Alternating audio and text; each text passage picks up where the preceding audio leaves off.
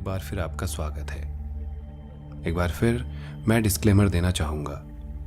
Jim Corbett ने अपनी वास्तविक किताब में जिस नरभक्षी का उल्लेख किया गया है वह एक तेंदुआ था, परंतु उनकी किताब के हिंदी रूपांतरण में तेंदुए को बाघ कहकर संबोधित किया गया है। और कहानी में बिना किसी रुकावट के लिए मैं यहाँ हिंदी रूपांतरण की किताब के अनुसार तेंदुए को बाघ कहकर संबोधित करूँगा। यह केवल आपकी जानकारी के लिए है। इसी के साथ बिना विलंब के आइए वापस चलते हैं अपनी कहानी पर।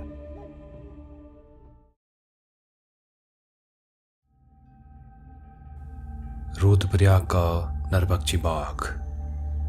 भाग 9, तैयारी। जब मैं पहाड़ी से रुद्रप्रयाग की तरफ नीचे उतर रहा था, मेरे मस्तिष्क में पिछली रात के कटु अनुभव से जनित ठंडे निराशावादी विचार घूम रहे थे। मायावी समय ने गढ़वाल और मेरे दोनों के साथ जो छद्म किया था वह हमारे साथ नहीं होना चाहिए था। मैं चाहे इसे कितनी ही सामान्य बात मानूं, लेकिन हमारे इस पहाड़ के लोग आदमखोर के मामले में मुझे चमत्कारी शक्तियों से संपन्न मानते हैं। मैं गढ़वाल को आदमखोर से मुक्ति दिलाने आ रहा हूं। यह खबर मुझसे पहले यहां पहुंच चुकी थी, और जब मैं रुद्रप्रयाग से कई पड़ाव दूर ही था, सड़क पर मुझे जो भी मिलता या खेतों से अथवा घर से जो भी लोग मुझे वहां से गुजरते हुए देखते, विश्वास के साथ शुभकामनाएं देते कि मैं अपने मिशन में जरूर कामयाब होऊंगा। उनकी यह भावना जितनी हलातकारी थी उतनी ही परेशान करने वाली भी, और इसे मैं लक्ष्य के जितने नज़दीक पहुंचता उतने ही शिद्दत से महसूस करता। अगर किसी ने रुद्रप्रयाग में मुझे इस समय प्रवेश करते हुए देखा होता तो उसे यह विश्वास करना मुश्किल होता कि एक व्यक्ति जिसके इर्द गिर्द लोगों की भीड़ जुटती रही है, अब युद्ध से लौटता हुआ उनका नायक नहीं बल्कि एक ऐसा सहमा हुआ व्यक्ति है जिसे अपनी सीमाओं का पता है और जिसे इस बात का बहुत भय है कि जो काम उसने अपने हाथ में लिया है उसे पूरा करना उसके बूते की बात नहीं है। 500 वर्ग मील घने जंगल से ढके हुए ऊबड़ खाबड़ पहाड़ी क्षेत्र में वहां रहने वाले 50 बाघों में से एक बाघ विशेष को ढूंढना और उसे गोली मार देने का जो काम मैंने हाथ में लिया था, उसके कारण यह क्षेत्र मुझे उतना ही बुरा लगा जितना यह भव्य और खूबसूरत था। यहाँ के लोग स्वाभाविक रूप से मेरी गलतफहमियों से सहमत नहीं होते। उनके लिए मैं ऐसा व्यक्ति था जिसने औरों को आदमखोर से मुक्ति दिलाई थी, और अब उन्हें उस आतंक से मुक्ति दिलाने आया था जिसके तले वे 8 वर्षों से जी रहे थे। और तब अविश्वसनीय रूप से मेरी अच्छी किस्मत निकली जब मेरे पहुंचने के कुछ देर बाद ही वह बाघ आ गया जिसकी खोज में मैं था। वह अलकनंदा के उसी तरफ बंधे बकरे को मारने के लिए पहुंचा जिस तरफ के बारे में मैं मानता था कि वहां बाघ से निपटना कम मुश्किल होगा। इस शुरुआती सफलता के बाद अभागिन महिला मारी गई। मैंने और ज़्यादा जनहानि रोकने का प्रयास किया और इसमें मैं असफल रहा। इसी असफलता ने मुझे बाघ पर गोली चलाने का वह अवसर दिया जो कि अन्यथा मुझे महीनों तक नहीं मिलता। जब मैं बीते कल अपने गाइड के पीछे पीछे पहाड़ पर चढ़ रहा था, बाघ को मारने की संभावना का मन ही मन आकलन कर रहा था। मैं सोच रहा था कि हाल के वर्षों में यह बाघ अपने शिकार पर नहीं लौटने के लिए जाना जाता है, और ऊपर से रात का समय होगा। ऐसे में मेरे पास तो निशाना साधने के लिए रोशनी की व्यवस्था भी नहीं होगी। फिर भी मेरा अनुमान था कि असफल होने का अवसर एक है तो सफल होने का 2 गुना। जिस दिन मैं मिशेल कीन से मिलने गया था और उसे बताया था कि मैं गढ़वाल जाना चाहता हूँ, उसने मुझसे पूछा था कि क्या मेरे पास मेरी ज़रूरत का सब सामान है।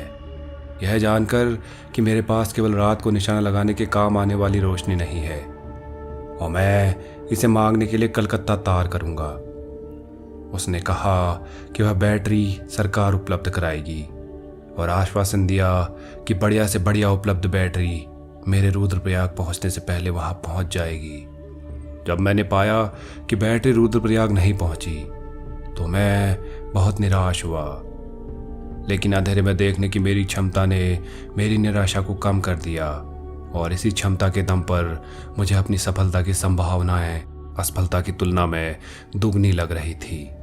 मुझे उस रात के अपने उपक्रम की सफलता पर इतना भरोसा था कि मैं अपने साथ एक अतिरिक्त राइफल और शॉटगन ले गया था। मैंने मचान पर पूरी तरह ढकी हुई अपनी पोजीशन, अपने प्रबंध का दृश्य देखा। निशाना बहुत पास लगाना था, इसलिए आसान था, और अगर मेरी गोली से बाघ बच भी जाता या घायल हो जाता तो वह बंदूक के फंदे पर जरूर फंसता। फंदा पूरी तरह छुपा कर रखा था। इस तैयारी से मेरी सफलता की संभावना 1 की तुलना में 10 हो गई, लेकिन तभी तूफान आ गया।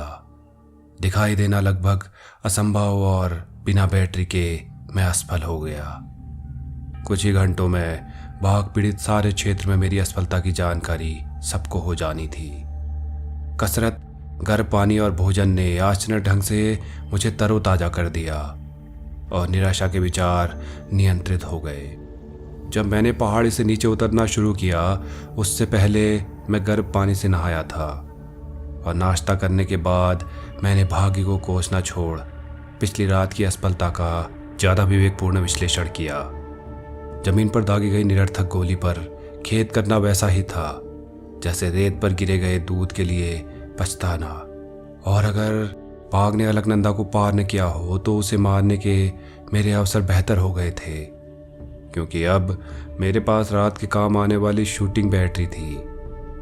इसे एक व्यक्ति, बाघ और तूफान दोनों का खतरा उठाकर लाया था। अब पहला काम यह पता करना था कि बाघ ने अलकनंदा पार की या नहीं, और जैसे कि मैं निश्चित था कि वह अगर पार गया होगा तो पुलों के रास्ते ही गया होगा। मैं नाश्ते के बाद इस जानकारी को प्राप्त करने में जुट गया। मुझे इस बात की संभावना नहीं लगती थी कि बाघ ने चटवा पीपल वाला पुल पार किया होगा, चाहे मेरी राइफल से छूटी गोली उसके सिर के कितने ही पास से गुजरी हो और उसको कितना ही झटका लगा हो कि गोली छूटने और सुबह होने के बीच बचे कुछ घंटों में वह शिकार से चटवा पीपल की 14 मील की दूरी पार कर गया हो। इसलिए मैंने रुद्रप्रयाग पुल से ही खोज करने का निर्णय किया। इस पुल तक पहुंचने के 3 रास्ते थे, एक उत्तर से, एक दक्षिण से और एक बीच रुद्रप्रयाग बाजार से। इन तीनों मार्गों की सावधानीपूर्वक जांच करने के बाद मैंने पुल पार किया और केदारनाथ यात्रा मार्ग पर आधा मील तक खोजबीन की तथा तब उस पगडंडी पर गया जिस पर 3 रात पहले बाघ ने मेरी एक बकरी मारी थी। पूरी तरह संतुष्ट हो जाने के बाद कि बाघ ने नदी पार नहीं की थी, मैंने दोनों पुलों को रात के समय बंद कर बाघ को अपनी तरफ ही सीमित रखने का निश्चय किया। यह योजना सरल थी। पुल के दोनों चौकीदार पुल के बाएं किनारे वाले पीलपाई के बगल में ही रहते थे और उनका सहयोग मिलना ही था, इसलिए सफलता निश्चित थी। करीब 30 मील क्षेत्र में नदी के दोनों किनारों को जोड़ने वाले और नदी के दोनों तरफ संपर्क के 2 मात्र माध्यम, इन दोनों पुलों को बंद कर देना वहां के लोगों के साथ एक बड़ी ज्यादती लग सकती है, लेकिन दरअसल ऐसा नहीं था, क्योंकि सूरज डूबने के बाद से सूरज उगने तक बाघ द्वारा लगाए गए कर्फ्यू के दौरान इन पुलों से कोई व्यक्ति वैसे भी नहीं गुजरता था।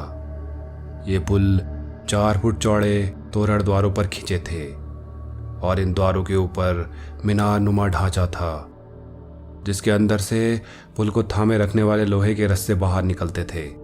तोरण द्वार पर कांटेदार झाड़ डालकर उसे बंद कर दिया जाता था या मैं उनकी चौकीदारी करता था। इस दौरान किसी भी व्यक्ति ने इन पुलों को पार करने की अनुमति नहीं मांगी। मैंने रुद्रप्रयाग पुल पर अलकनंदा के बाईं ओर की मीनार पर कुल मिलाकर 20 रातें गुजारी और ये रातें कभी नहीं भुलाई जा सकती। यह मीनार एक चट्टान पर बनी थी और 20 फुट ऊंची थी इसके ऊपर हवा के कारण सपाट बना 4 फुट चौड़ा और 8 फुट लंबा एक मंच सा था। इस मंच तक पहुंचने के लिए 2 तरीके थे।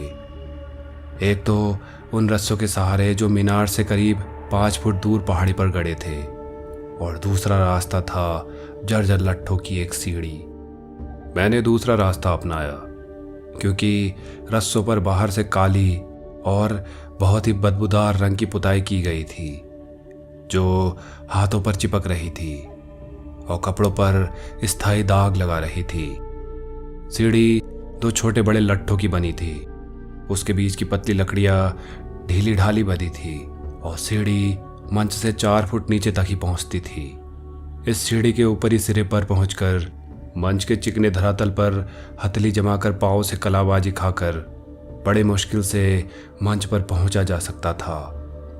हिमालय के इस क्षेत्र की सभी नदियां उत्तर से दक्षिण की ओर बहती हैं और जिन घाटियों से ये बहती हैं उनमें तेज हवा चलती है जो सूर्य उगते और डूबते समय अपनी दिशा बदल देती है। दिन के समय यह हवा, जिसे जाड़ू कहा जाता है, दक्षिण की ओर बहती है, लेकिन रात के समय यह उत्तर से बहने लगती है। जब मैं पंच पर पोजीशन लेता तब आमतौर पर हवा शांत होती, लेकिन उसके बाद ज्यों-ज्यों रात घिरती हवा चलनी शुरू हो जाती और आधी रात होते ही बहुत तेज हो जाती।